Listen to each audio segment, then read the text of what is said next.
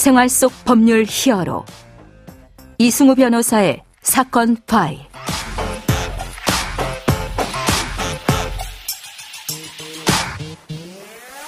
안녕하세요. 이승우 변호사입니다. 각종 사건 사고에서 여러분을 구해드리겠습니다. 오늘 열어볼 사건 파일은 국내 외국인 관련 사건입니다.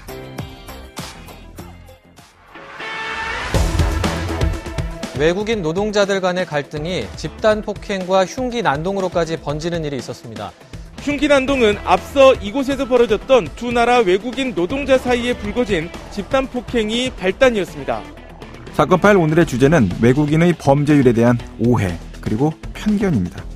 자, 외국인에 대해서 우리가 느끼는 불안감이 오해인지 아니면 사실인지 또 편견인지 아니면 현실적인 이유가 있는지에 대해서 법무법인 법승 신명철 변호사와 조금 더 객관적으로 알아보도록 하겠습니다. 안녕하세요, 변호사님. 안녕하세요, 신명철 변호사입니다. 네. 자, 변호사님은 법무관으로 외교부에서 이제 오랜 기간 근무를 하셨죠? 네. 그 근무 과정에서 여러 가지 외국인 정책에 대해서도 이제 경험을 해보셨을 것 같은데 맞나요? 네, 맞습니다. 자, 오늘 주제가 국내 외국인 범죄율에 대한 겁니다. 외국인 범죄에 대한 우리 공포, 안 좋은 느낌. 자, 이것을 오해다, 편견이다 이렇게 보시나요? 일단 이 주제에 대해서 저희가 살펴보기 전에 네. 역으로 저희가 인터넷에 올라온 어떤 해외여행 후기들, 우리 내국인들의 해외여행 후기를 보면은 뭐 네. 유럽 여행을 갔는데 뭐 거기 레스토랑에서 30분 넘게 주문을 고의로 받지 않았다든지 아니면 옆에서 손으로 눈을 잡아당기는 그런 네. 제스처를 하였다든지 그런 인종차별을 당했다는 글들에 좀 분노하는 좀 댓글들을 볼 수 있습니다. 네. 그리고 또 한국계 미국인으로 평창올림픽과 베이징 동계올림픽에서 미국 스노보드 국가대표로 금메달을 딴 클로이 김도 예. 매일같이 인종차별 피해를 당해왔다.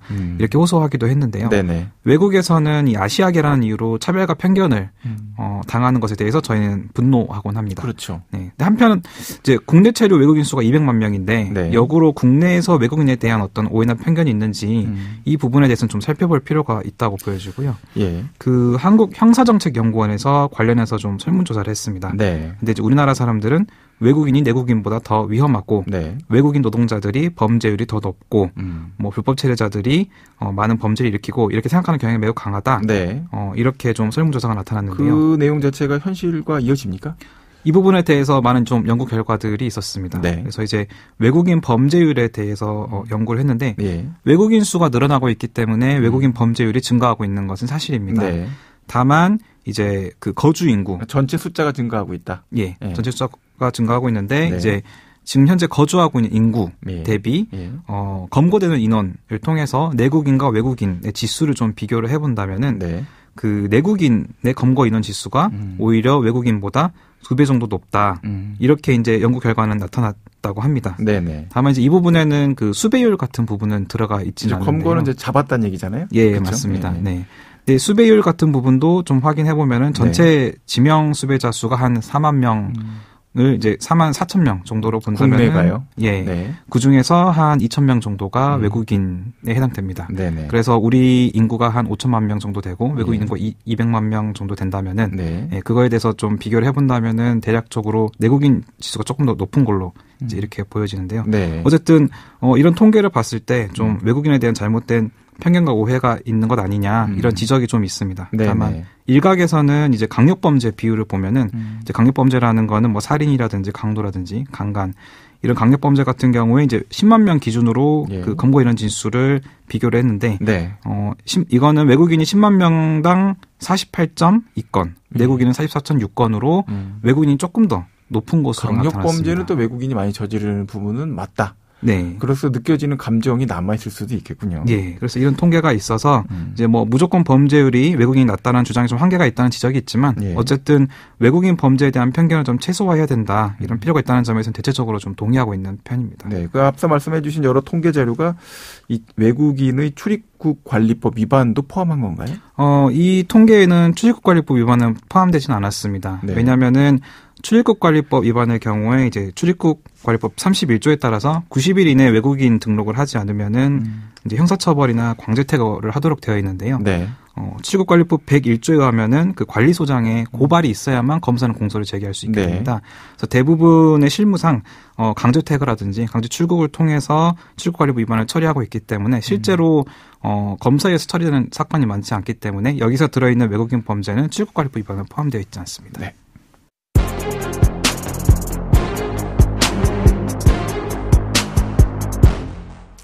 자, 그러면 사건으로 좀 구체적으로 들어가 볼까요? 어떤 외국인 관련 사건이었습니까? 네. 오늘 주제가 이제 외국인에 대한 어떤 편견이나 오해에 관련된 부분이기 때문에 관련해서 좀 사건을 소개를 해드리면 좀 흥미로운 사건인데요. 네네. 이 인종이나 피부색을 이유로 해서 클럽의 입장을 제한하는 그런 클럽이 있었습니다. 예. 그런데 이제 이 사건의 당사자는 인도계 미국인인데요. 우리나라에서 한 17년 정도 거주를 했고 이제 우리나라 친구랑 그다음에 한국계 미국인이랑 같이 클럽을 가게 됐습니다. 네네. 그런데 이제 클럽 직원이 이 당사자를 보고 출입을 할 수 없다라고 거부하면서 시비가 붙었습니다. 네네. 그런데 이제 이 인도계 미국인에게는 출입할 수 없다고 했는데 한국계 미국인에게는 별도로 입장 제지는 하지 않았습니다. 그래서 이제 이 인도계 미국인이 집에 와가지고 여러 온라인 사이트를 찾아보니까 이제 상당수의 클럽에서 외국인들이 비슷한 경험을 한 것을 이제 확인하게 되었고, 그래서 이것을 국가인권위에 진정하게 됩니다. 그러니까 이제 클럽에서는 사고 예방을 위해 어쩔 수 없이 외국인 출입을 금하고 있다. 외국인을 출입시키면 폭행 사고나 시비 등이 빈번하게 일어나고 언어 소통 문제로 즉각 대응이 어렵다. 손님들이 외국인이 옆에 있으면 위협을 느낀다. 이런 이유 때문에 외국인들을 지금 출입시키고 있지 않다. 이렇게 밝혔습니다. 자, 이제 이렇게 외국인들이 차별적인 상황에 처하게 됐을 때 이걸 뭐 해결할 수 있는 법률이 있습니까? 실은 직접적으로 이 부분에 관련해서 좀 제정되어 있는 법률이 그렇게 많지는 않는데요. 인권위는 뭐 어떤 형태의 어떤 결정을 내렸습니까? 일단은 여기에 적용된 법률은 이제 국내법과 같은 효력을 가진 국제법이 있긴 합니다. 인종차별 철폐에 관한 국제협약 제5조가 있는데요. 이 국제협약에 의하면은 뭐 인종이라든지 피부색이라든지 이런 것들과 구별 없이 다 법 앞에서 평등하게 보장이 되고 모든 인종차별을 금지하고 폐쇄 의무를 지닌다라고 하면서 운송이나 호텔, 음식점 이런 공중이 사용하는 모든 장소에 접근할 수 있는 권리가 인정이 된다. 이렇게 규정돼 있고 국가인권위원회법은 사인으로서 차별 행위를 당한다면 국가인권이 진정할 수 있다. 이렇게 규정을 하고 있는데 어떻게 결정을 했습니까? 네, 인권위에서는 이 클럽 이용과 관련해서 외국인 출입에 대해서 어떤 합리적 이유가 없는 차별로 보기 어렵다. 즉 차별에 해당한다라고 결정을 내렸습니다. 사건 발생 전까지는 그렇게 판단을 계속 해왔나요? 이 사건 발생 전까지는 사실 그렇진 않았습니다. 이 부분에 대해서 좀 사적인 그 사적 운영의 부분으로 봤었고, 그런데 이제 그 전까지는 이게 이제 차별을 보기 어렵다라고 결정을 내려왔는데, 이제 국내 체류 외국인 수가 좀 급격히 증가하고 있고, 그다음에 제한 외국인 처우에 관한 기본법이 또 제정이 되었습니다. 그래서 거기에서는 국가나 관련 기관이 이런 것들을 인종차별을 위해서 노력을 해야 된다. 제한 외국인 처우 기본법. 이 법이 이제 앞으로 많이 좀 인용이 될 수도 있겠군요.